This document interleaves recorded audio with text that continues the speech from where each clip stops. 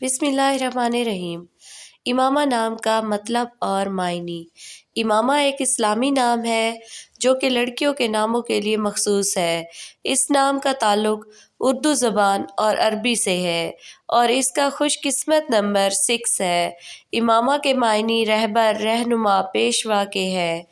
اس نام کو آئیڈیل ناموں میں شمار کیا جاتا ہے۔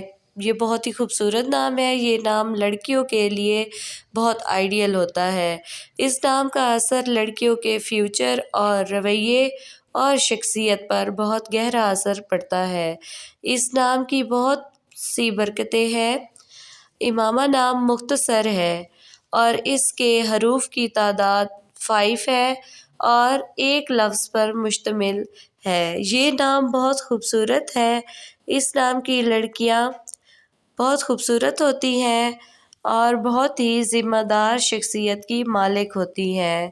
اس نام کی لڑکیاں خوش مزاج شخصیت کی مالک ہوتی ہیں اور گفتگو کرتے ہوئے اچھے الفاظ کا چناؤ کرنا اور سننے والوں پر اس کی گفتگو کا اچھا اثر پڑنا، یہ بہت بڑی خاصیت ہے۔